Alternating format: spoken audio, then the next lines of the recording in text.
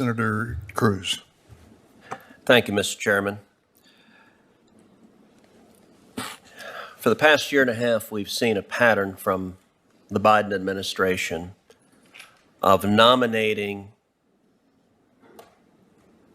ideological zealots to our courts.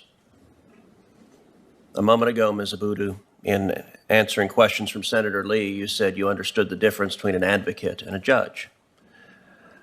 Well, I'm sure you do. You've never served as a judge. You've spent your entire life as an advocate. And as an advocate on the extreme left, there has been a pattern of nominee after nominee that have been extreme zealots, but I have to say your nomination, when I look at your record, I find deeply concerning. The last 3 years you've served at the Southern Poverty Law Center. The Southern Poverty Law Center is a hateful and extreme place.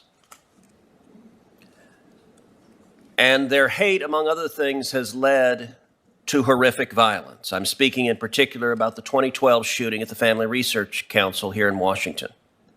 There, a gunman sought to make a political statement by shooting as many members of the Family Research Council as possible, and he sought to smear their faces with Chick-fil-A sandwiches after he murdered them.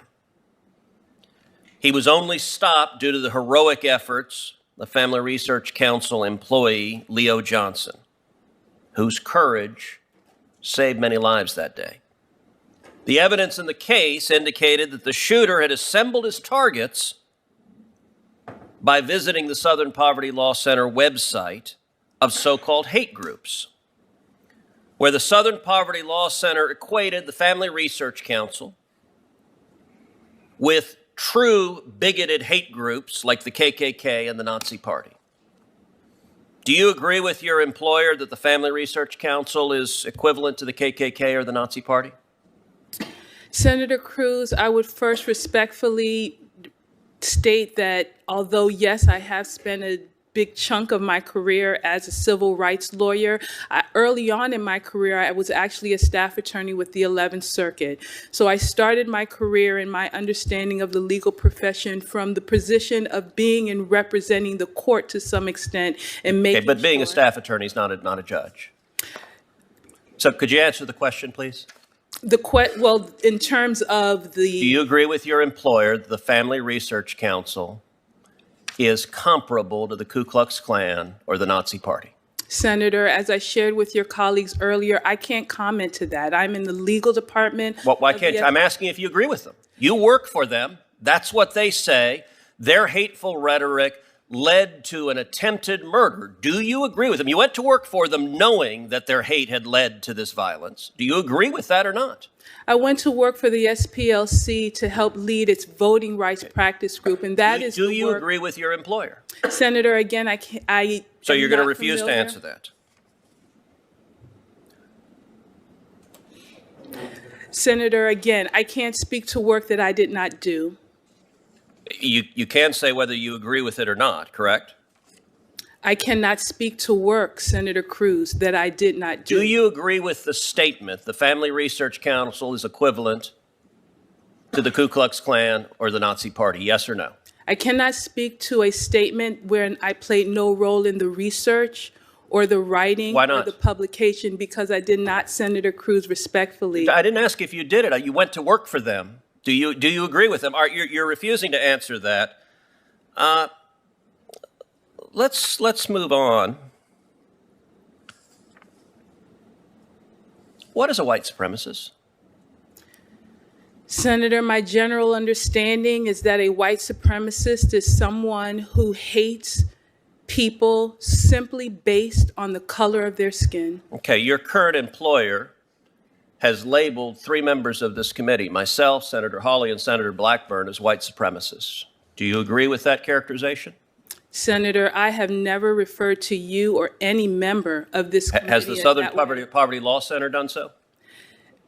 I'm not familiar with the exhaustive list of policymakers that might have been researched and profiled by another department within the organization that I'm How many members of the United States Senate do you believe are white supremacists? Senator, again, sitting here before you, I would not call any single member of Congress. But you're proud to work for an organization that does. I'm proud to do voting rights work on behalf of an organization that provides pro bono counsel to individuals, especially low-income individuals. So let me ask you, how could anyone who is not on the radical left, how could someone who's pro-life, how could someone who's conservative, how can someone who's religious have any degree of confidence if they were to appear in a court with you as a judge? You've spent a lifetime working for groups that smear half this country as white supremacists and Klansmen. That is offensive. My dad came as an immigrant to this country from Cuba with nothing. That is hateful language.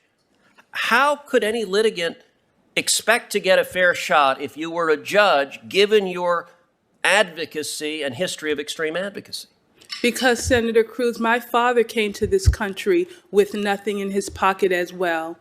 But why don't you give that grace to others? I do, Senator. That's what my religious freedom, my free speech work, my voting rights work, my criminal justice work, Senator Cruz, all of that work that I've done represents my commitment to making sure that all people at least have equal access to justice and equal justice under law.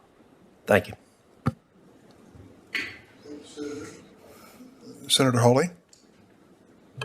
Thank you, Mr. Chairman. Congratulations to the nominees, and thanks for being here. Ms. Abudu, if I could just start with you. You said to Senator Ossoff just a couple of minutes ago that you believe in the First Amendment, right? Dated January 4th, 2017, to close the investigation into Flynn as lacking any basis to continue.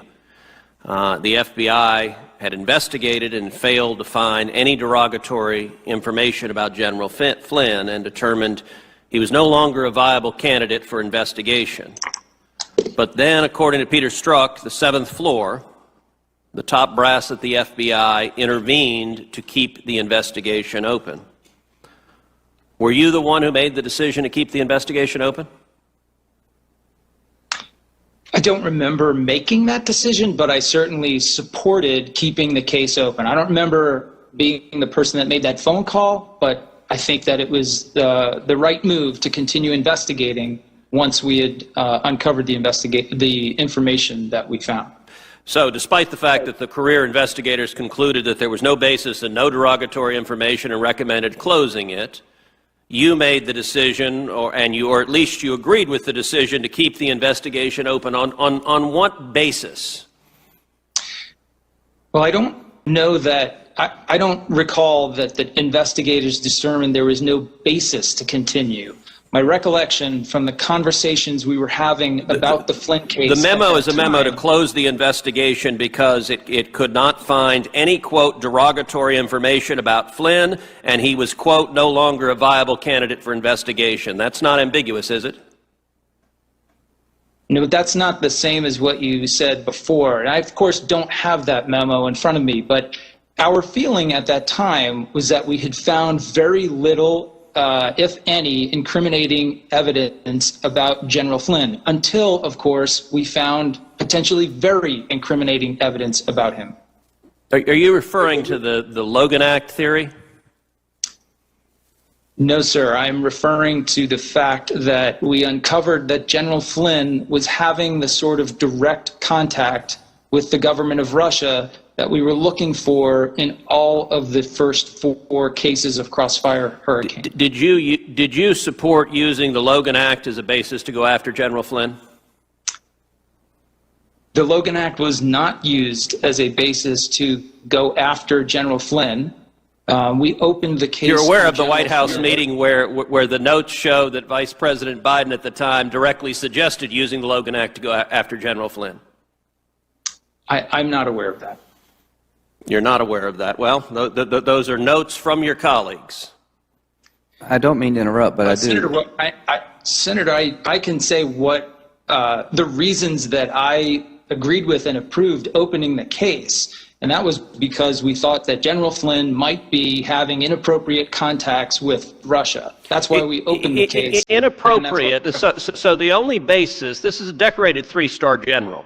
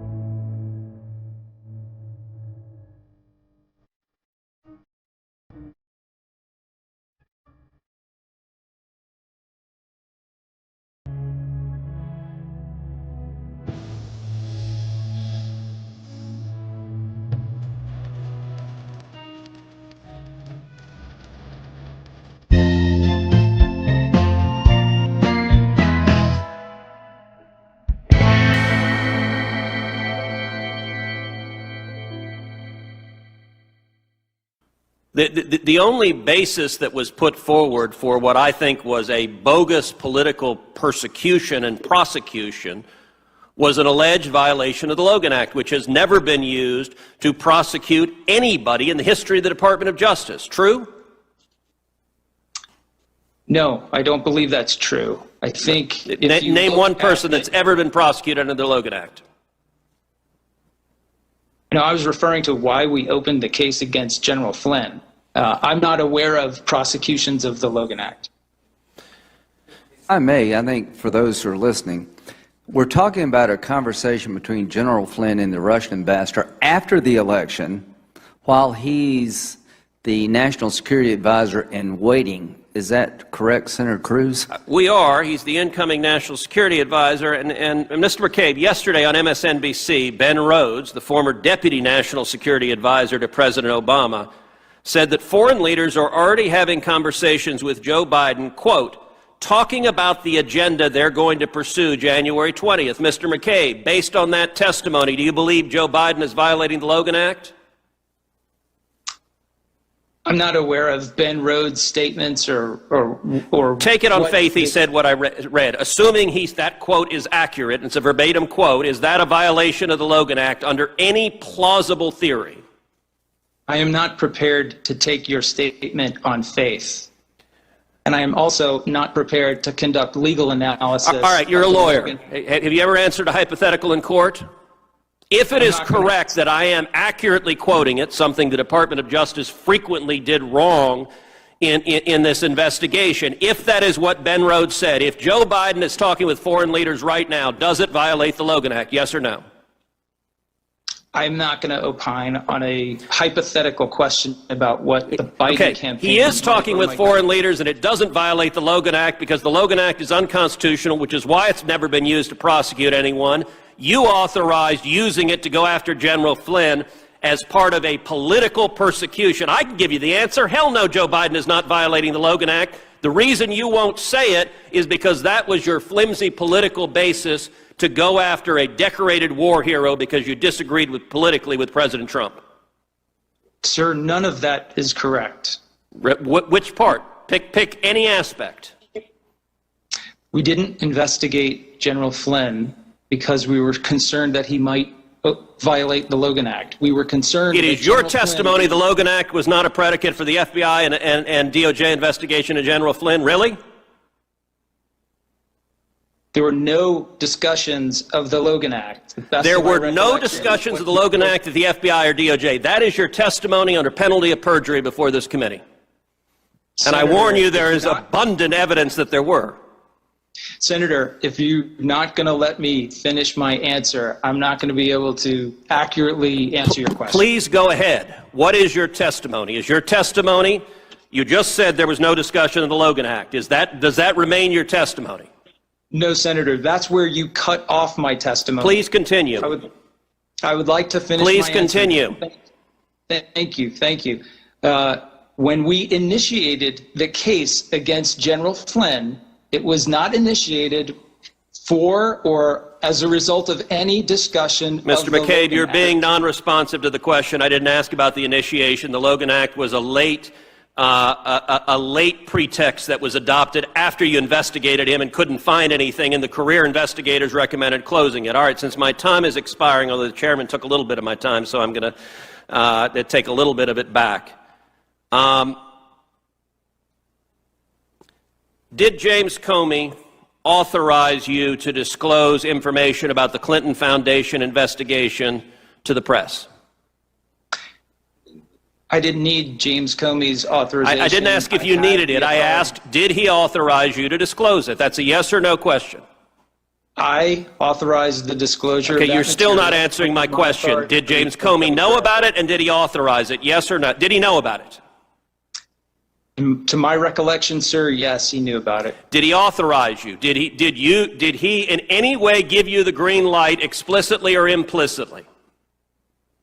I didn't ask Jim Comey. I'm not asking whether you asked. I'm asking, okay, according to the Washington Times, April 18th, 2018, Mr. McCabe insisted he told his boss that he had authorized disclosure about the Clinton investigation, but Mr. Comey has denied this claim.